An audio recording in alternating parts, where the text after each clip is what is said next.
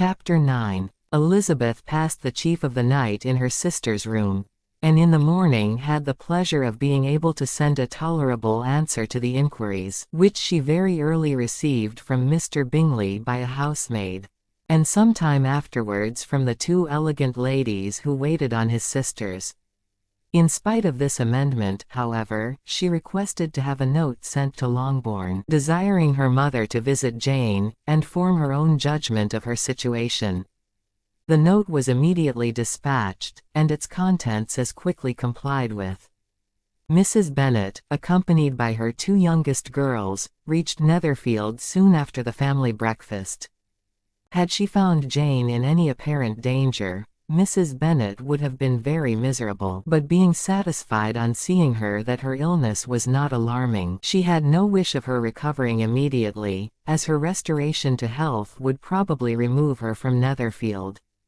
She would not listen, therefore, to her daughter's proposal of being carried home. Neither did the apothecary, who arrived about the same time, think it at all advisable.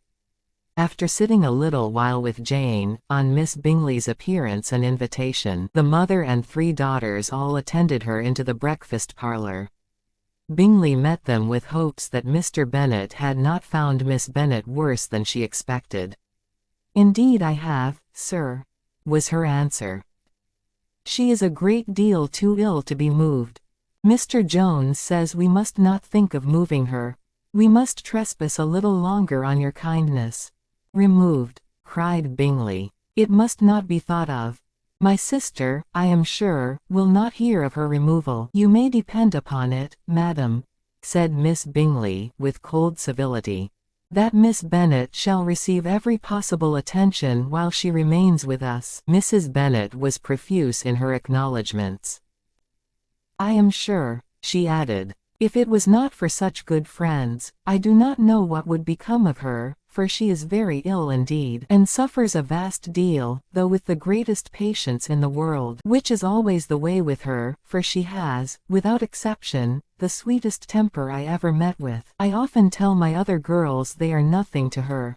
You have a sweet room here, Mr. Bingley, and a charming prospect over that gravel walk. I do not know a place in the country that is equal to Netherfield. You will not think of quitting it in a hurry, I hope, though you have but a short lease." "Whatever I do is done in a hurry," replied he, "and therefore if I should resolve to quit Netherfield, I should probably be off in 5 minutes. At present, however, I consider myself as quite fixed here." "That is exactly what I should have supposed of you," said Elizabeth.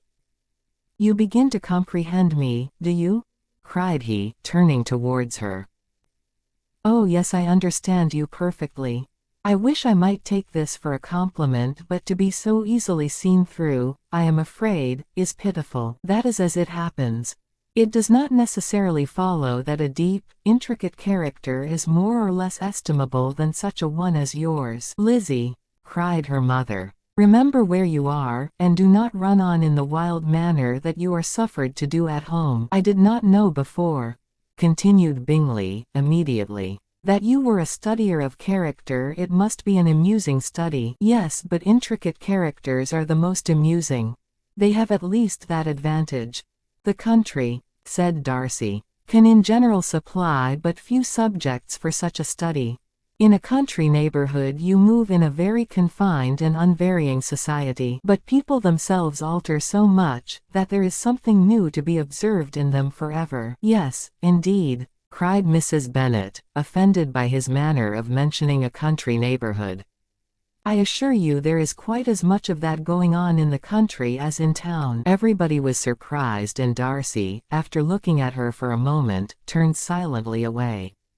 Mrs. Bennet, who fancied she had gained a complete victory over him, continued her triumph. "I cannot see that London has any great advantage over the country, for my part, except the shops and public places." "The country is a vast deal pleasanter, is not it, Mr. Bingley?" "When I am in the country," he replied, "I never wish to leave it, and when I am in town, it is pretty much the same. They have each their advantages, and I can be equally happy in either." "Aye, that is because you have the right disposition.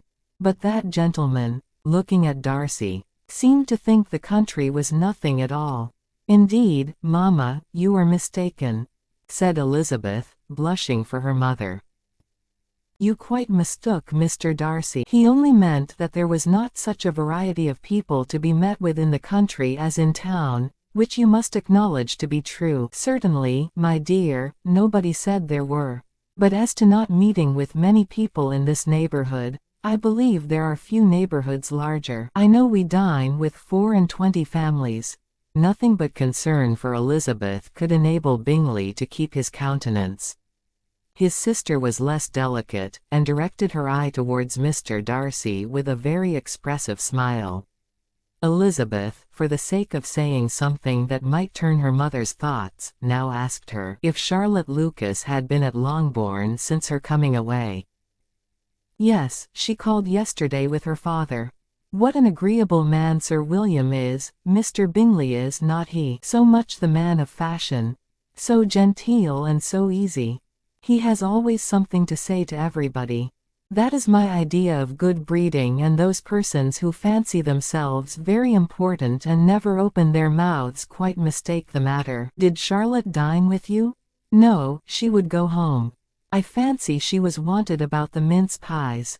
For my part, Mr. Bingley, I always keep servants that can do their own work. My daughters are brought up differently. But everybody is to judge for themselves, and the Lucases are a very good sort of girls, I assure you. It is a pity they are not handsome. Not that I think Charlotte so very plain, but then she is our particular friend." "She seems a very pleasant young woman," said Bingley. "Oh dear, yes, but you must own she is very plain. Lady Lucas herself has often said so, and envied me Jane's beauty. I do not like to boast of my own child, but to be sure, one does not often see anybody better looking. It is what everybody says. I do not trust my own partiality.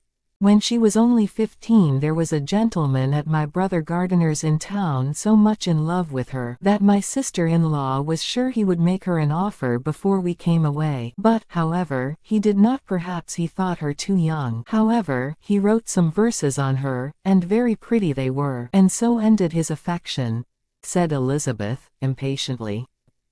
"There has been many a one, I fancy, overcome in the same way. I wonder who first discovered the efficacy of poetry in driving away love." "I have been used to consider poetry as the food of love," said Darcy.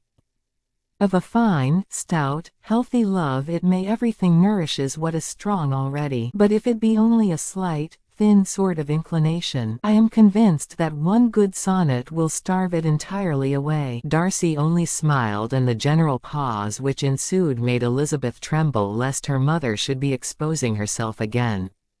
She longed to speak, but could think of nothing to say, and after a short silence Mrs. Bennet began repeating her thanks to Mr. Bingley for his kindness to Jane, with an apology for troubling him also with Lizzie.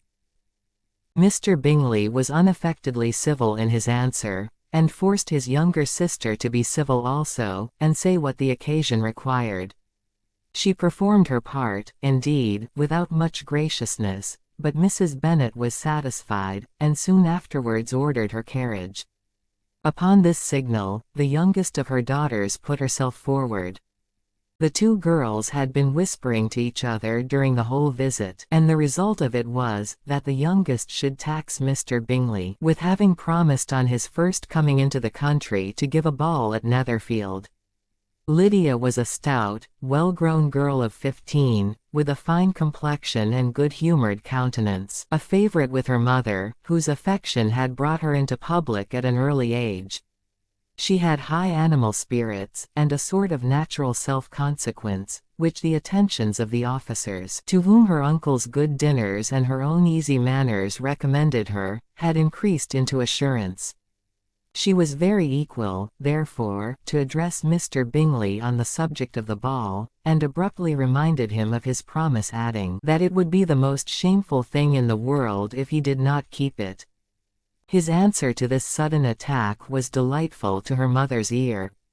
"I am perfectly ready, I assure you, to keep my engagement, and, when your sister is recovered, you shall, if you please, name the very day of the ball." "But you would not wish to be dancing while she is ill?" Lydia declared herself satisfied.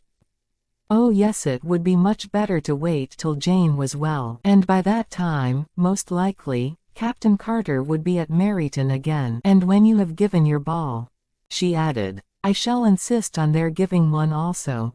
I shall tell Colonel Forster it will be quite a shame if he does not." Mrs. Bennet and her daughters then departed, and Elizabeth returned instantly to Jane, leaving her own and her relations' behaviour to the remarks of the two ladies and Mr. Darcy, the latter of whom, however, could not be prevailed on to join in their censure of her, in spite of all Miss Bingley's witticisms on fine eyes.